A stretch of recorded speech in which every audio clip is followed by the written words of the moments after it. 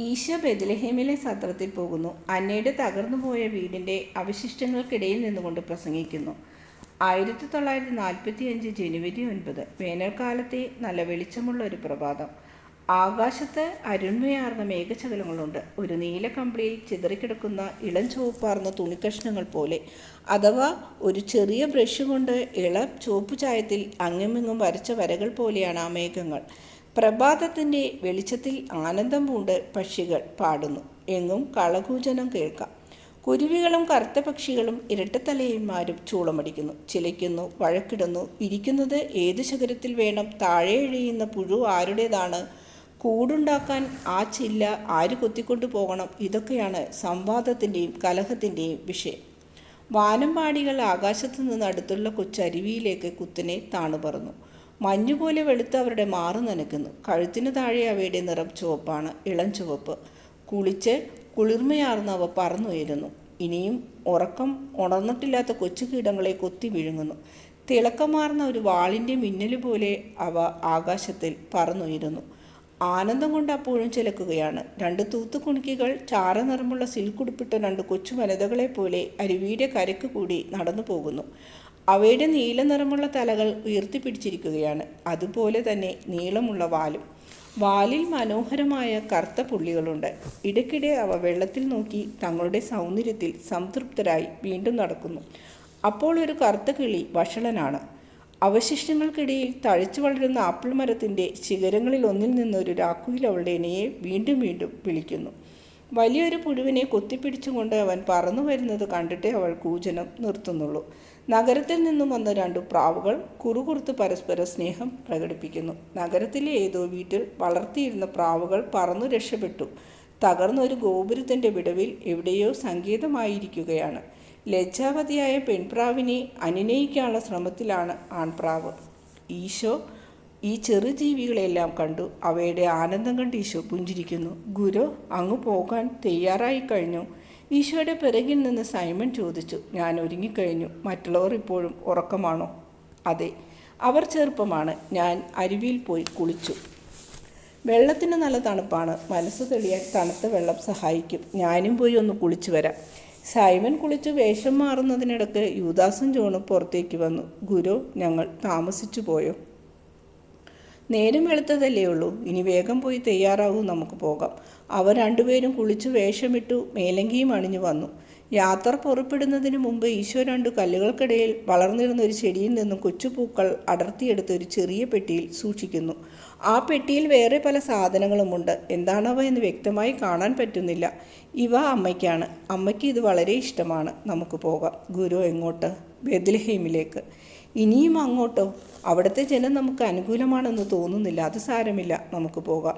ജ്യോതിഷക്കാർ വന്ന് എന്നെ കണ്ട സ്ഥലം നിങ്ങൾക്ക് കാണിച്ചു തരാം. അങ്ങനെയാണെങ്കിൽ ഞാനൊരു കാര്യം പറയാം ഗുരു. ഞാൻ സംസാരിക്കട്ടെ? ബെത്ലഹേമിലെ സത്രത്തിൽ ഞാൻ സംസാരിക്കാം, ചോദ്യം ചോദിക്കാം. യൂദയാക്കാർക്ക് ഗലീലിയക്കാരോട് വിരോധമാണ്, ഇവിടെ പ്രത്യേകിച്ചും. നമുക്കിങ്ങനെ ചെയ്യാം. വേഷം കൊണ്ടും തന്നെ അങ്ങും ജോണും ഗലീലിയക്കാരാണെന്ന് ആളുകൾ മനസ്സിലാക്കും. ഒരു പ്രയാസവുമില്ല. പിന്നെ അങ്ങയുടെ മുടി, അങ്ങ് എന്തിനാണ് മുടി ഇങ്ങനെ നീട്ടി വളർത്തിയിരിക്കുന്നത്? നമ്മുടെ മേലങ്കികൾ പരസ്പരം മാറ്റിധരിച്ചാൽ നമ്മെ വേഗം തിരിച്ചറിയില്ല. സൈമൻ്റെ മേലങ്കി ജോൺ എടുക്കട്ടെ, എൻ്റേത് ഗുരുവിന് തരാം. ഇതാ, ഇപ്പോൾ തന്നെ നിങ്ങളെ കണ്ടാൽ ഏതാണ്ട് യൂദയാക്കാരാണ് എന്ന് തോന്നും. തൻ്റെ തലയിൽ നിന്ന് ഒരു നീണ്ട അംഗവസ്ത്രം എടുത്ത് ഈശോയുടെ തലയിൽ അണിയിച്ചു. മഞ്ഞ, ചുവപ്പ് ഈ നിറങ്ങളിലുള്ള വരകൾ ആ വസ്ത്രത്തിലുണ്ട്. ഈശോയുടെ മനോഹരമായ മുടി പുറത്തു കാണാത്ത രീതിയിൽ തലയിൽ അങ്കി കെട്ടിവെച്ചു. ജോൺ ധരിച്ചിരിക്കുന്നത് സൈമൻ്റെ പച്ച മേലങ്കിയാണ്. ഇത് കൊള്ളാം. ഇതാണ് പ്രായോഗിക ബുദ്ധി. ശരിയാണ് യൂദാസേ, നിനക്ക് പ്രായോഗിക ബുദ്ധിയുണ്ട്. പക്ഷേ അത് അധികമാകാതെ സൂക്ഷിക്കണം. മറ്റേ ബുദ്ധിയും പ്രസക്തമാണ്. ഗുരു, ഏത് ബുദ്ധി? ആത്മീയ അവബോധം. ചില സാഹചര്യങ്ങളിൽ കൗശലക്കാരനായിരിക്കുന്നതാണ് ദൗത്യവാഹനാകുന്നതിനേക്കാൾ നല്ലത്. കുറച്ച് സമയത്തേക്ക് കൂടി ക്ഷമിക്കൂ. അങ്ങയുടെ നന്മയ്ക്ക് വേണ്ടിയാണ് ഇതെല്ലാം. സത്യമല്ലാത്ത എന്തെങ്കിലും ഞാൻ പറഞ്ഞാൽ അങ്ങ് അത് നിഷേധിക്കരുത്. നീ എന്താണ് പറയുന്നത്? എന്തിനാണ് നുണ പറയുന്നത്? ഞാൻ സത്യമാണ്. എന്നിലോ എൻ്റെ ചുറ്റിലും ഉള്ളവരിലോ അസത്യം വേണ്ട. ഞാൻ അർദ്ധസത്യങ്ങളെ പറയൂ. ഞങ്ങളെല്ലാം ദൂരദേശത്തു നിന്നും വന്നവരാണ്, ഈജിപ്തിൽ നിന്നും വരുന്നവരാണ്. ഞങ്ങൾ കൂട്ടുകാരെ പറ്റി വിവരമറിയാൻ വന്നിരിക്കുകയാണെന്ന് പറയും. പരദേശത്തു നിന്നും മടങ്ങി വന്ന യഹൂദരാണ് എന്ന് പറയും. ഇതിലെല്ലാം കുറച്ച് സത്യമുണ്ട്. ഒരു നുണ കൂടി പറഞ്ഞാലും പറഞ്ഞില്ലെങ്കിലും വലിയ കുഴപ്പമൊന്നുമില്ല. യൂദാസേ, എന്തിനാണ് ഇങ്ങനെ നുണ പറയുന്നത്, ആളുകളെ തെറ്റിദ്ധരിപ്പിക്കുന്നത്? ഗുരു, അത് സാരമില്ല. ലോകം നിലനിൽക്കുന്നത് കബളിപ്പിക്കൽ കൊണ്ടാണ്. ചിലപ്പോൾ ഇത് അത്യാവശ്യമാണ്. ഏതായാലും അങ്ങയെ സന്തോഷിപ്പിക്കാൻ ഞാൻ ഇത്ര മാത്രമേ പറയുന്നുള്ളൂ. ഞങ്ങൾ അങ്ങകലെ നിന്ന് വരുന്നവരാണ്, യൂദയാക്കാരാണ്. നമ്മിൽ 4-3 പേരും യൂദയാക്കാരാണ്. പിന്നെ ജോൺ മാത്രമേ ഉള്ളൂ. നീ ദയവ് ചെയ്ത് ഒരക്ഷരം മിണ്ടരുത്, അല്ലെങ്കിൽ നമ്മുടെ സൂത്രം ജനം മനസ്സിലാക്കും. ഞാനൊന്നും മിണ്ടില്ല. എല്ലാം നമ്മൾ വിചാരിച്ചതുപോലെ നടന്നാൽ മറ്റു കാര്യങ്ങളിലേക്ക് കടക്കാം. അത് വേണ്ടി വരുമെന്ന് തോന്നുന്നില്ല. കാര്യങ്ങൾ ഉടൻ ഗ്രഹിക്കാൻ എനിക്ക് കഴിയും. അതെനിക്ക് മനസ്സിലാവുന്നുണ്ട്. എങ്കിലും വക്രത കൂടാതെ ലളിതമായി കാര്യങ്ങൾ നടത്താനാണ് ഞാൻ ആഗ്രഹിക്കുന്നത്. നേരെ വാ നേരെ പോ എന്ന രീതി പൊതുവെ വിജയിക്കാറില്ല. അങ്ങയുടെ സംഘത്തിൽ ബുദ്ധിമുട്ടുള്ള ചുമതലകൾ ഞാൻ ഏറ്റെടുത്ത് നടത്തിക്കൊള്ളാം. ഞാനിങ്ങനെ തുടരട്ടെ. ഈശോയ്ക്ക് ഇതത്ര സമ്മതമല്ല, എങ്കിലും വഴങ്ങുന്നു. അവർ യാത്ര പുറപ്പെടുന്നു. ഗൃഹാവശിഷ്ടങ്ങൾക്ക് ചുറ്റും നടന്ന് ജനലൊന്നുമില്ലാത്ത വലിയൊരു ചുവരിനരിയെ കൂടി നടക്കുന്നു. അങ്ങേ വശത്ത് ഒട്ടകങ്ങളുടെയും മറ്റും കരച്ചിലും അമർച്ചയും കേൾക്കാം. ചുമരൊരു ഭാഗത്തേക്ക് തിരിയുന്നുണ്ട്. അവർ ആ കോണിന് ചുറ്റി പോകുന്നു. അവർ ബെത്ലഹേമിൻ്റെ നടുക്കുള്ള തുറന്ന സ്ഥലത്തെത്തി. അതിൻ്റെ മധ്യത്തിൽ വെള്ളമൊഴുകുന്ന ഒരു നീരുറവയുണ്ട്. ഒരു ചരിഞ്ഞ ധാരായന്ത്രവുമുണ്ട്. സത്രത്തിൻ്റെ എതിർവശത്തത്ര ചെരിവില്ല. ചെറിയൊരു വീട് നിന്നിരുന്ന സ്ഥലത്ത് നക്ഷത്രത്തിൻ്റെ വെളിച്ചത്തിൽ എല്ലാം വെള്ളപൂശിയതുപോലെ ഇരിക്കും. അവിടെ ഇപ്പോൾ വലിയൊരു വിള്ളലുണ്ട്. എങ്ങും മതിൽ പൊളിഞ്ഞു കിടക്കുകയാണ്. ചെറിയ ഒരു കോവിണിയുണ്ട്. അതിന് കുഴപ്പമൊന്നും സംഭവിച്ചിട്ടില്ല. ഈശോ ഇതെല്ലാം നോക്കി നെടുവീർപ്പിടുന്നു. തെരുവിൽ ധാരാളം ആളുകളുണ്ട്. ഭക്ഷണ സാധനങ്ങളും അടുക്കള പാത്രങ്ങളും ഉടുപ്പുകളും വിൽക്കുന്ന കച്ചവടക്കാരെ പൊതിഞ്ഞ് ആളുകളുണ്ട്. നിലത്ത് പായ വിരിച്ച് സാധനങ്ങൾ നിരത്തിയിരിക്കുകയാണ്. ചില സാധനങ്ങൾ കുട്ടക്കകത്തും വെച്ചിട്ടുണ്ട്. മിക്കവാറും കച്ചവടക്കാർ പണ്ടങ്ങളുടെ ഇടയ്ക്കിരിക്കുകയാണ്. ചുരുക്കം ചിലർ എഴുന്നേറ്റ് നിന്ന് അട്ടഹസിക്കുകയും സാധനം വാങ്ങാൻ മടിക്കുന്ന പിശുക്കന്മാരുമായി കലഹിക്കുകയും ചെയ്യുന്നു. ഇന്ന് ചന്ത ദിവസമാണ്, സൈമൺ പറഞ്ഞു. സത്രത്തിൻ്റെ പ്രധാന കവാടം തുറന്നു കിടക്കുകയാണ്. സാധനങ്ങൾ ചുമന്നുകൊണ്ട് കഴുതകൾ വരിവരിയായി പുറത്തേക്ക് വരുന്നു. സത്രത്തിലേക്ക് ആദ്യം പ്രവേശിക്കുന്നത് യൂദാസാണ്.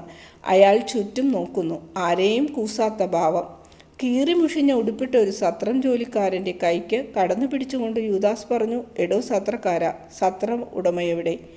അയാളെ വിളിച്ചു കൊണ്ടുവരൂ.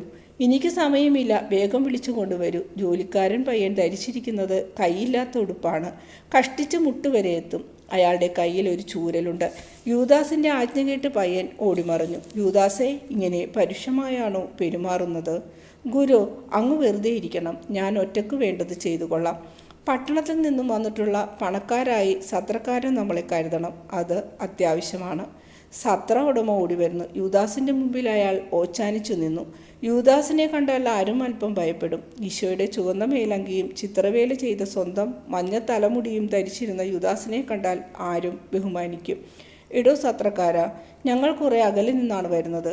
ഏഷ്യയിൽ താമസിക്കുന്ന യഹൂദ സമുദായത്തിൽപ്പെട്ടവരാണ് ഞങ്ങൾ.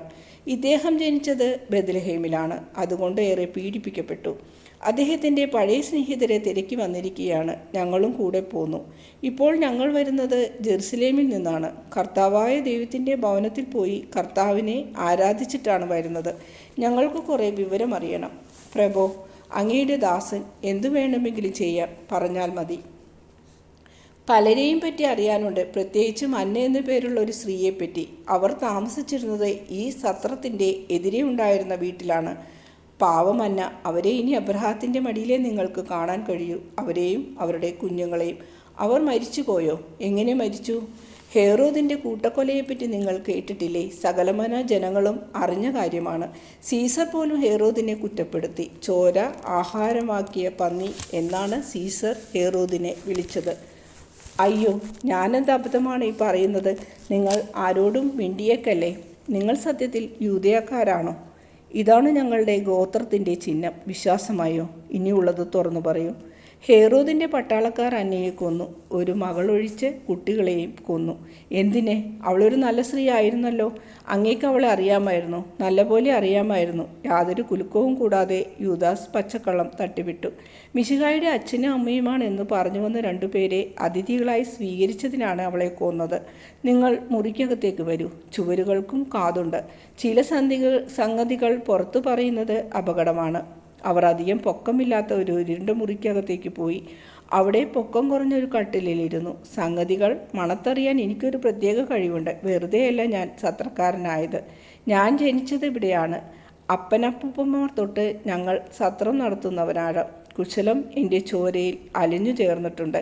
അതുകൊണ്ട് ഞാൻ അവർക്ക് താമസിക്കാൻ സ്ഥലം കൊടുത്തില്ല. വേണമെന്ന് വെച്ചാൽ ഏതെങ്കിലും മൂലയിൽ അവരെ പാർപ്പിക്കാമായിരുന്നു. എന്തിന്?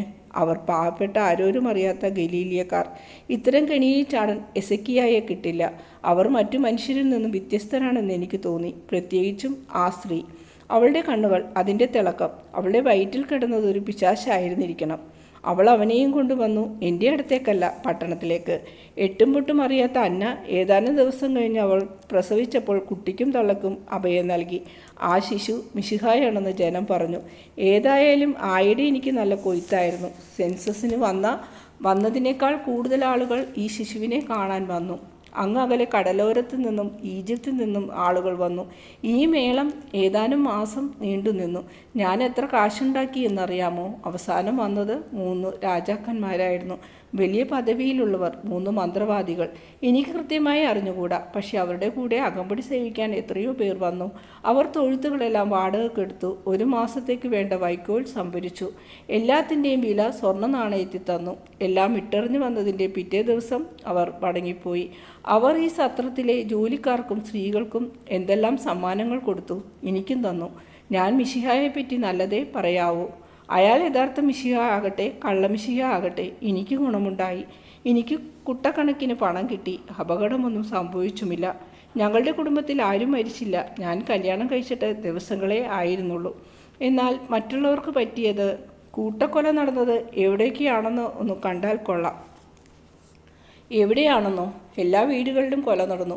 ബെത്ലഹേമിന് ചുറ്റും മൈലുകൾക്കപ്പുറമുള്ള ഗ്രാമങ്ങളിലും കൊല നടന്നു. എൻ്റെ കൂടെ വരൂ. അവർ കോവണി കയറി വിശാലമായ ഒരു മച്ചിലെത്തി. അവിടെ നിന്ന് നോക്കിയാൽ ചുറ്റുപാടുമുള്ള പ്രദേശങ്ങൾ ഒട്ടുമുക്കാലും കാണാം. കുന്നിൻ്റെ ചെരുവിൽ വിടർത്തി വെച്ചൊരു വിശറി പോലെ പരന്നു കിടക്കുന്ന ബെത്ലഹേം പട്ടണം മുഴുവനും കാണാം.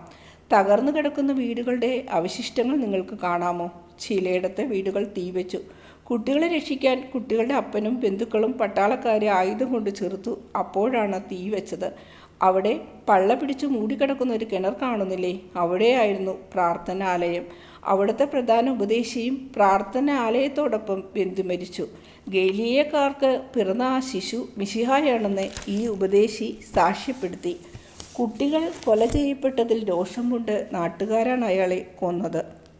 അതിൻ്റെ പേരിൽ പിന്നീട് കുറേ കുഴപ്പമുണ്ടായി.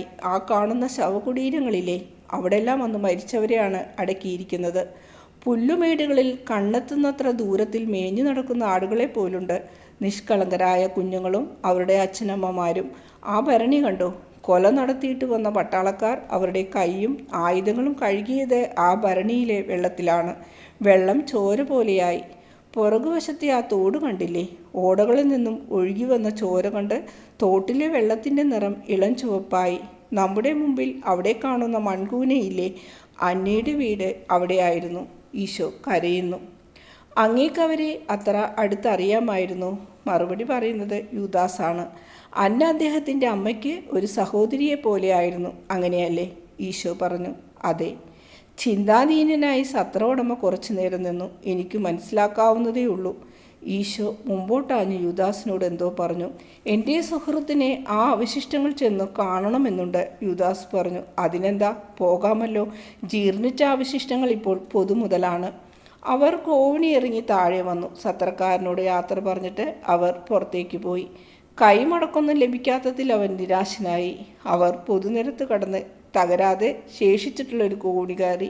ഇവിടെ നിന്നുകൊണ്ട് ഈജിപ്തിൽ നിന്നും വന്ന 3 വിജ്ഞാനികൾക്ക് ഞാൻ കൈവീശി യാത്രയയപ്പ് നൽകി. അമ്മയാണ് എൻ്റെ കൈ ഉയർത്തി വീശിയത്. നേരത്തിലെ ആളുകൾ ഈശോയെയും ശിഷ്യന്മാരെയും കണ്ട് പരസ്പരം ചോദിച്ചു, ഇവർ അന്നയുടെ ബന്ധുക്കളായിരിക്കുമോ? ബന്ധുക്കളല്ല, മിത്രങ്ങൾ, ഒരു സ്ത്രീ ഉച്ചത്തിൽ വിളിച്ചു പറഞ്ഞു. മരിച്ചുപോയ ആ പാവത്തിനെ നിങ്ങൾ ദ്രോഹിക്കരുത്. ജീവിച്ചിരുന്നപ്പോൾ അവളുടെ മിത്രങ്ങൾ അവളെ കുഴിയിൽ ചാടിച്ചിട്ട് കടന്നു കളഞ്ഞു. കോണി ചെന്ന് നിൽക്കുന്ന തളത്തിനു ചുറ്റുമുള്ള പൊക്കം കുറഞ്ഞ ചുമരിൽ ഈശോ ചാരി നിൽക്കുകയാണ്. നിരത്തിൽ നിന്നും 6 അടിക്ക് മേൽ ഉയരത്തിലാണ് ഈശോ നിൽക്കുന്നത്. പിറകിലൊന്നുമില്ല. ഈശോയുടെ രൂപം പിറകിൽ തെളിഞ്ഞു വരുന്ന സൂര്യപ്രകാശത്തിൽ വ്യക്തമായി കാണാം. ഈശോയുടെ സ്വർണ്ണ നിറമുള്ള മുടിക്ക് മുകളിൽ ഒരു പ്രകാശവല ഉള്ളതുപോലെ തോന്നും. അദ്ദേഹത്തിൻ്റെ മഞ്ഞുപോലെ വെളുത്ത ഉടുപ്പ് കൂടുതൽ വെണ്മയാർജിച്ചിരിക്കുന്നു. തലയിലിട്ടിരിക്കുന്ന മേലങ്കി വഴുതി കാൽക്കൽ വീണു കിടക്കുന്നു. വിവിധ വർണ്ണങ്ങളുള്ള ഒരു പാദപീഠത്തിൽ നിൽക്കുന്നത് പോലെയുണ്ട്. താഴെ പിൻഭാഗത്ത് അന്നയുടെ അടുക്കളത്തോട്ടവും ഒരു വയലുമുണ്ട്.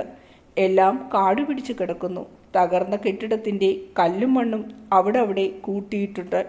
ഈശോ കൈകൾ വിരിച്ചു നിന്ന് അത് കണ്ട് യൂദാസ് വിളിച്ചു പറഞ്ഞു, അരുത്, ഇവിടെ വെച്ച് സംസാരിക്കരുത്, അത് അവിവേകമാണ്. ഈശോയുടെ ഗംഭീരമായ ശബ്ദം തെരുവിൽ മുഴങ്ങിക്കേൾക്കാം.